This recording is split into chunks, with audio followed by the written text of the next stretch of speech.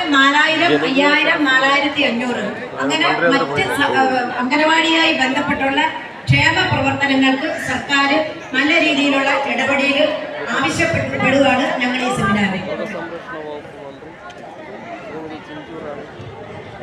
ചർച്ച അവസാനിച്ചു.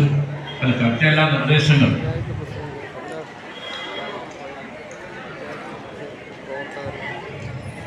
എൻ്റെ പേര് അനിൽകുമാർ, ഞാൻ കർഷകനാണ്. ഞങ്ങളുടെയൊക്കെ പ്രദേശത്ത് പന്നിശല്യം രൂക്ഷമായി വരികയാണ്. അതിന് നിയന്ത്രിക്കാനുള്ള നമ്മുടെ റൈഫിൾ ലൈസൻസ് കിട്ടാനുള്ള ട്രെയിനിങ്ങിന് വേണ്ട നടപടികൾ പഞ്ചായത്തിൻ്റെ ആഭിമുഖ്യത്തിൽ ചെയ്തു കൊടുക്കുകയാണ്. അതേപോലെ തന്നെ വികസന പരിപാടികൾ ആസൂത്രണം ചെയ്യുകയും ചെയ്ത കാര്യത്തിൽ ഇളമ്പള്ളൂർ പഞ്ചായത്ത് മാതൃക കാട്ടിയിരിക്കുകയാണ്. ഈ മേഖലയിൽ തന്നെ മാത്രം 49 കോടി രൂപ ചെലവഴിച്ചതായിട്ടാണ് നമ്മൾ ഇതിൽ കാണുന്നത്. അങ്ങനെ ഓരോ മേഖലയും എടുത്ത് പരിശോധിച്ചാൽ കോടിക്കണക്കിന് രൂപ നമ്മുടെ സാധാരണ ജനങ്ങളിലേക്ക് അവരുടെ വിവിധ പദ്ധതികളിലൂടെ അവരിലേക്ക് എത്തിച്ചേർക്കുവാൻ അല്ലെങ്കിൽ എത്തുവാൻ ഇളമ്പള്ളൂർ ഗ്രാമപഞ്ചായത്തിന് കഴിഞ്ഞ 5 വർഷക്കാലം കഴിഞ്ഞിട്ടുണ്ട് എന്ന് മനസ്സിലാക്കുവാൻ നമുക്ക് ഓരോരുത്തർക്കും സാധിക്കും. അത്തരത്തിലുള്ള വികസന നേട്ടങ്ങൾ ജനങ്ങളിലേക്ക് എത്തിക്കുവാനും നിങ്ങളുടെ നിർദ്ദേശങ്ങളും കൂടി സ്വരൂപിക്കുവാനും വേണ്ടിയിട്ടാണ് എല്ലാ തദ്ദേശ സ്വയംഭരണ സ്ഥാപന പഞ്ചായത്തുകളിലും വികസന സദസ്സ്.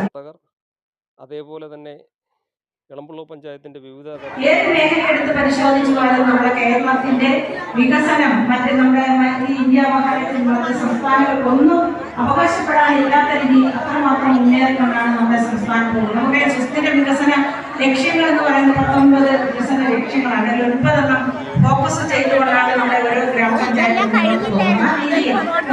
ഓരോ ഗ്രാമപഞ്ചായത്തും നമുക്കറിയാം പ്രാദേശിക വികസന അല്ലെങ്കിൽ പ്രാദേശിക ഗവൺമെന്റ് എന്നുള്ള നിലയിൽ ത്രിതല പഞ്ചായത്തുകളുടെ പ്രവർത്തനം വികേന്ദ്രീകരണ ആസൂത്രണം അതിനുശേഷം നടപ്പിലാക്കിയിട്ടുള്ള ഓരോ കാര്യങ്ങളും ഓരോ വികസനങ്ങളും നമുക്കറിയാം. ഗ്രാമാന്തരങ്ങളിൽ നേടിയിട്ടുള്ള വികസനങ്ങളൊക്കെ തന്നെ വികേന്ദ്രീകരണ ആസൂത്രണത്തിന്റെ പാരണിക അല്ലെങ്കിൽ അതിന്റെ ഫലമായിട്ടുണ്ടായതാണ്.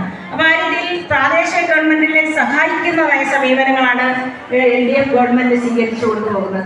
കഴിഞ്ഞ 9 വർഷക്കാലം 9 വയസ്സുള്ള ഒരു കുഞ്ഞിനോട് ലോഡ് ഷെഡിങ് എന്ന് പറഞ്ഞാൽ എന്താണെന്ന് അവർക്കറിയില്ല. പവർ കട്ട് എന്ന് പറഞ്ഞാൽ അവർക്കറിയില്ല. ആ രീതിയിൽ ആ വൈദ്യുതി മേഖലയിൽ പോലും സമ്പൂർണ്ണമാക്കിക്കൊണ്ടാണ് നമ്മുടെ ഗവൺമെന്റ് മുന്നോട്ട് പോകുന്നത്. അതുപോലെ തന്നെ പാർപ്പിട മേഖലയിലേക്ക് പരിശോധിക്കുന്നത്